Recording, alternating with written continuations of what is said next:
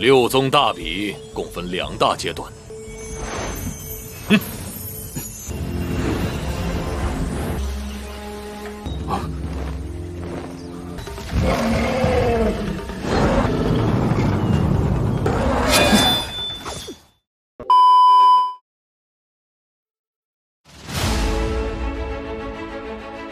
Hai Sobat Movie, bertemu lagi dengan Mimin Yuba di channel Ucap Movie.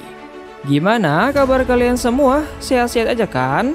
Mimin harap kalian dalam keadaan sehat walafiat ya.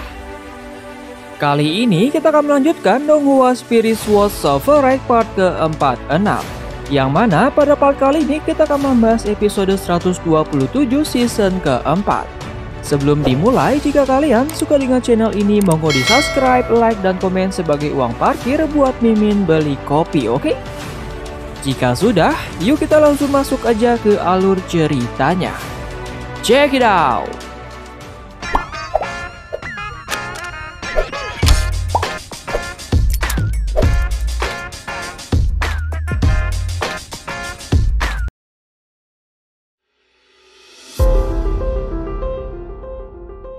Melanjutkan part sebelumnya, setelah kita diperlihatkan dengan pertarungan, Ye Qianhan yang menghabisi salah satu tetua dari kuil Shen Xiao, kemudian setelah itu Xin pun berganti. Di mana pada pagi harinya kompetisi 6 sekte utama akan segera dimulai. Di sana terlihat orang-orang yang mulai berdatangan untuk menyaksikan pertarungan tersebut, serta para peserta dari ke-6 sekte utama yang mulai berdatangan. Di saat Cuyun datang, Cuyun melihat Gu Tianjiao yang sedang memperhatikan Sui Liu Xiang dengan tatapan penuh kebencian. Yang mana Cuyun berasumsi kalau Gu Tianjiao mengira tetua yang pergi menyelidiki Liu Xiang telah dibunuh oleh Liu Xiang itu sendiri. Dan dia belum mengetahui kalau sebenarnya tetua itu telah dibunuh oleh Ye Qianhan. Kemudian karena para peserta telah hadir, tak lama setelah itu datanglah para master dari tiap sekte yang menandakan akan dimulainya kompetisi tersebut. Di sini master sekte bintang kuno kemudian menjelaskan peraturan pada kompetisi kali ini, yang mana kompetisi kali ini dibagi menjadi 2 tahap, yaitu ujian bertahan hidup dan ujian kualifikasi. Di tahap pertama, semua peserta akan memasuki sebuah wilayah yang bernama Alam Rahasia Bintang Kuno. Di sana mereka harus bertahan hidup selama 1 bulan. Dan tepat saat 1 bulan itu berakhir, mereka harus sampai ke bagian puncak tempat waktu, agar mereka bisa meninggalkan Alam Rahasia Bintang Kuno dan lolos ke tahap selanjutnya. Kemudian di tahap kedua, mereka akan bertarung untuk menentukan pemenang pada kompetisi kali ini, dan juga untuk menentukan peringkat sekte mereka di antara ke-6 sekte utama. Setelah dijelaskan hal itu, masing-masing peserta kemudian diberikan sebuah token bintang kuno. Token ini berfungsi untuk menyimpan energi spirit yang ada di dalam alam rahasia bintang kuno. Semakin banyak energi spirit yang mereka simpan, maka pancaran cahaya dari energi spirit yang dihasilkan akan menjadi lebih besar. Yang artinya para peserta dapat melihat posisi lawan mereka yang telah mengumpulkan banyak energi spirit meski jarak mereka berjauhan. Namun walaupun begitu, Master Sekte Bintang Kuno menjelaskan energi spirit yang mereka kumpulkan akan menentukan peringkat mereka di tahap pertama ini. Dan peserta yang menduduki peringkat tertinggi akan mendapatkan sebuah keuntungan di tahap selanjutnya, yaitu tahap kedua yang merupakan tahap kualifikasi. Di tahap kedua nanti, peserta dengan peringkat teratas bisa dengan bebas memilih lawannya untuk bertarung, atau memiliki hak untuk lolos ke pertarungan selanjutnya, tanpa harus bertarung dengan lawannya. Mendengar peraturan ini, Cuyun menjadi sedikit tertarik, karena jika ingin memenangkan pertarungan ini, mereka harus mengumpulkan energi spirit sebanyak mungkin. Namun siapapun bisa melihat jumlah energi spirit yang telah dikumpulkan oleh lawannya, yang berarti semua orang bisa mencuri energi spirit milik lawannya. Kemudian setelah peraturan kompetisi itu dijelaskan, mereka semua pun pergi menuju pintu masuk alam rahasia bintang kuno untuk melaksanakan ujian tahap pertama.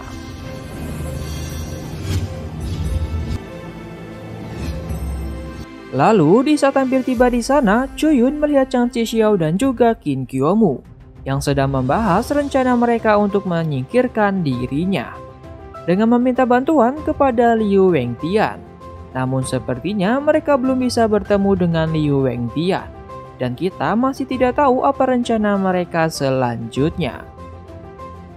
Kemudian di saat itu datanglah Bai Li Guangsheng yang mengingatkan Chuyun untuk menjaga dirinya sampai mereka bisa bertemu kembali di alam rahasia bintang kuno. Karena setelah mereka memasuki pintu alam rahasia itu, mereka akan dipindahkan secara acak. Dan di sini Chuyun juga mengingatkan Bai Li Guangsheng untuk tetap berhati-hati dengan Gu Tianjiao dan juga Gumang yang mempunyai dendam terhadap Bai Li Guangsheng.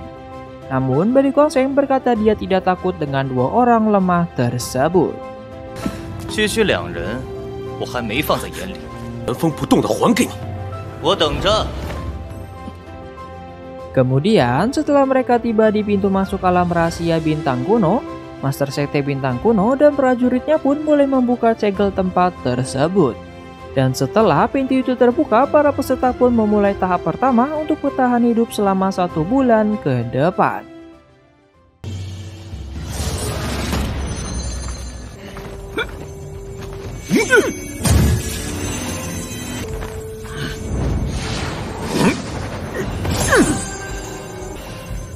做好准备，武宗大比为期1个月，速速进去。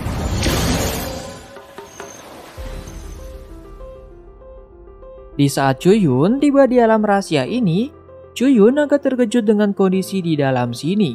Karena alam rahasia ini merupakan peninggalan dari Sekte Peri Bintang yang sudah jatuh selama ribuan tahun. Namun meskipun begitu, keadaan di alam rahasia ini masihlah terawat dengan sangat baik. Dan Chuyun menjadi bersemangat untuk mengungkapkan rahasia serta mendapatkan peninggalan dari Sekte Peri Bintang yang Chuyun lihat pada batu pemecah semesta di part kemarin. Kemudian, tak lama setelah itu, Chuyun pun bertemu dengan binatang buas yang memancarkan sebuah cahaya.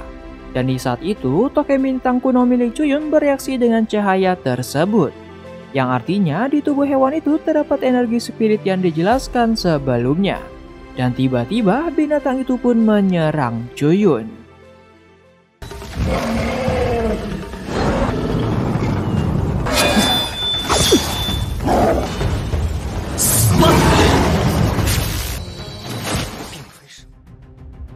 Setelah Chuyun menyerap energi spirit dari binatang buas itu, kemudian muncullah ilusi bayangan di belakang Chuyun. Yang mana semakin tinggi Chuyun menyerap energi spirit, maka ilusi bayangan itu pun akan menjadi semakin tinggi dan juga membesar. Namun di sini Chuyun masih bingung apa fungsi lain dari energi spirit yang ia kumpulkan ini. Dan di saat Chuyun sedang bingung akan hal itu, tiba-tiba Xiao Hun pun keluar dan menyerap beberapa energi spirit tersebut. Yang mana pada akhirnya Chuyun mengetahui energi spirit itu dapat meningkatkan kekuatan Xiao Hun. Dan kemudian Chuyun pun kembali memburu binatang buas lagi.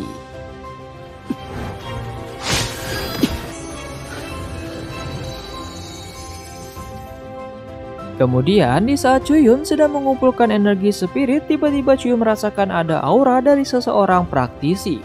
Dan Chuyun kemudian pergi menuju tempat aura itu berasal. Setelah sampai di sana, Chuyun kemudian melihat Liu Xun yang sedang menyerap energi spirit dari bahan roh tingkat 8 yang bernama teratai embun api matahari yang berada di tengah sebuah danau. Namun di saat Liu Xun sedang menyerap energi tersebut, tiba-tiba muncullah seekor ular raksasa yang berniat menyerang Liu Xun.